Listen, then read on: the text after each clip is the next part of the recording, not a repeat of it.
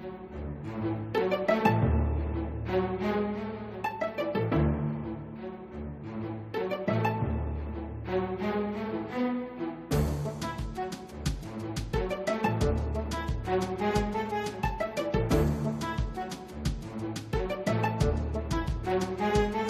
and welcome to Cleveland Classic Cinema. Today's movie is 1954's Jailbait, directed by Edward D. Wood, Jr.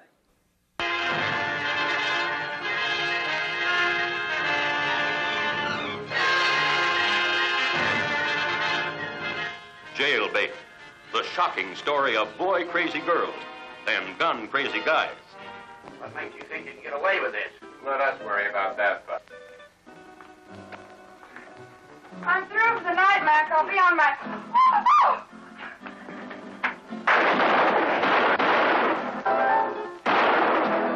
The most feared of our modern underworld. Men who hate the law and abuse even those they love. So what's with him? He shot his first cop.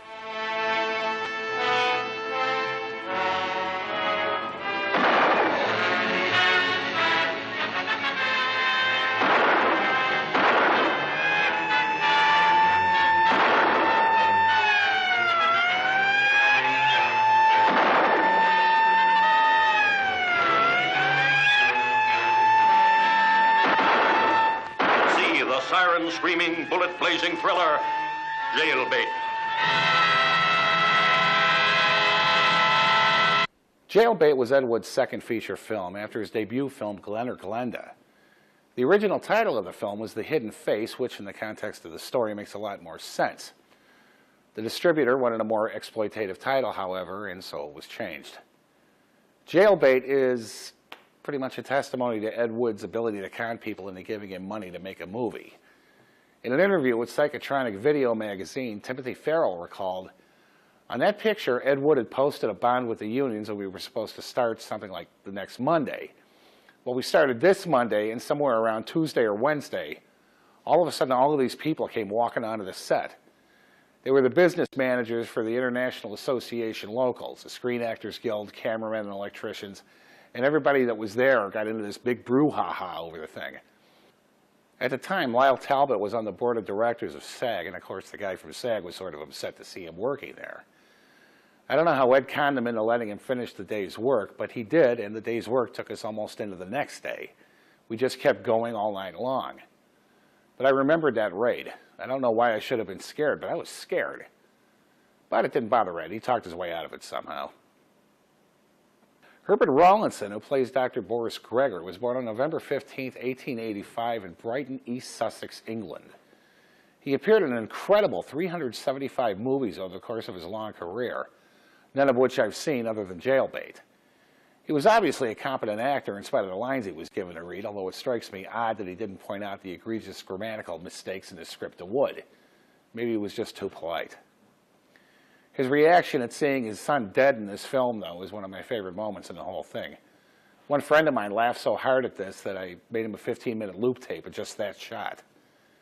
He died of lung cancer on July 12, 1953, the day after he finished filming his scenes for this film, which I think may explain why his delivery is a little bit breathy. Timothy Farrell, who plays Vic Brady, was born on June 26, 1922 in Los Angeles, California. He appeared in 13 movies and is probably best remembered for his role as a psychiatrist in Glen or Glenda. He was also in Test Tube Babies, The Devil's Sleep, Pin Down Girl, Dance Hall Racket, and A Star is Born. He was also in Ed Wood's The Violent Years, a story about a teenage girl gang starring Jean Moorhead, who was Playboy's Miss October in 1956. Dolores Fuller, who plays Marilyn Gregor, was born Dolores Ebel in 1923 in South Bend, Indiana. She appeared in 20 movies and television shows. Her first role was as an extra in the motel scene in 1934's It Happened One Night. She met Ed Wood in the early 1950s when she attended a casting call with her friend Mona McKinnon, who appears in this movie as the ticket girl, and was his girlfriend when he made Jailbait. The largest role she had in her career was playing Barbara, a lovely, intelligent girl in Glen or Glenda, where she basically played herself and not too well at that. She takes umbrage at the way she was portrayed by Sarah Jessica Parker and Tim Burton's Ed Wood. In an interview with Psychotronic Video, she said, "It portrayed me as a young actress just out for anything I could get. Just the way she played my part, it was nothing like me. The writers did not portray our love and our working together and our trying to fulfill our dreams." After leaving film, she wrote songs for Elvis Presley. You can see what Dolores looks like today by renting Ed Wood Look Back at Angora. Lyle Talbot was born Lyle Hollywood Henderson on February 8, 1902 in Pittsburgh, Pennsylvania. He appeared in 280 films and TV shows in his career, starting with 1931's The Clyde Mystery, and became the president of SAG, as well as having appeared in many mainstream movies, including Champagne for Caesar with Vincent Price and Ronald Colman. Among the many other movies he appeared in were the 1949 serial Batman and Robin as Commissioner Gordon, and as Lex Luthor in 1950's Superman vs. the Atom Man. An accomplished character actor, he appeared in many 50s television shows, including I Married Joan and later Green Acres. A close friend of Ed Wood, he also appeared in Glen or Glenda as well as Plan 9 from Outer Space. Reminiscing in Nightmare of Ecstasy, the life and times of Edward D. Wood, Jr., he recalled, "We worked in one place on Sunset Boulevard at a motel that had a swimming pool. We were shooting around the pool, and his cameraman and the lighting guy had the damnedest equipment. It was just like little wire things with tin cans, literally. I heard his voice, 'Hey, Talbot, what the hell are you doing down there?' It was Jimmy Cagney. He was up on the second floor visiting some friends. I said, 'We're making a movie. Do you want to be in it?' He said, 'Sure.' And about the same time he was coming down, the motel manager appeared, yelling, 'Get the hell out of here!' And he was threatening to call the cops. Eddie hadn't asked permission to shoot there. Everybody just took off and he'd go find another location. But Eddie was always stealing shots like that." Lyle Talbot died on March 2nd, 1966 in San Francisco, California. Theodora Thurman, who plays the Mall, was a much-in-demand high-fashion model who was a cover girl for American and French Vogue. After appearing in Jailbait, she continued her print work and went on to work extensively in radio and television. Steve Reeves was born on January 21, 1926 in Glasgow, Montana. He won the title of Mr. America in 1947 and Mr. Universe in 1950. He appeared in 20 films, his first being Jailbait, and he went on to become famous as a Hollywood muscle man, most notably in the Hercules series. He also appeared in the McKeast series, which were basically Hercules ripoffs, if you can imagine that. After retiring from films, he raised Morgan horses on his ranch outside of San Diego. Recalling working on Jailbait, he said, "It was a pleasure to work with a director like Ed Wood. He was patient and understood how to make new and inexperienced actors feel at ease and get the best performance out of them." Dolores Fuller remembered, "This was Steve Reeves' first picture. It took him 27 takes to tie a tie. And he'd sit there with the girls and eat his dried fruit and nuts while we were waiting. And he just enjoyed girl talk. He enjoyed it like he was one of the gals. Big, handsome, beautiful hunk of man. And we had some kissing scenes, and there was no chemistry. Usually when you get a hunk of man like that and you kiss him, it goes right through you. But with him, it didn't."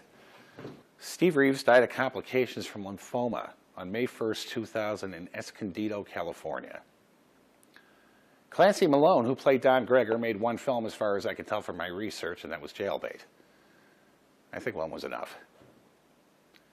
Jailbait is a perfect example of an Ed Wood movie, and although it's incompetent as any of his other movies, like his other movies, it's still entertaining in a perverse way. The guy had heart, and there's no denying that.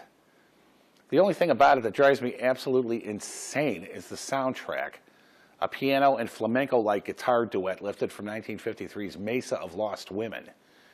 If you can ignore that, and good luck doing it, this is a relatively painless experience. One more thing, and be forewarned.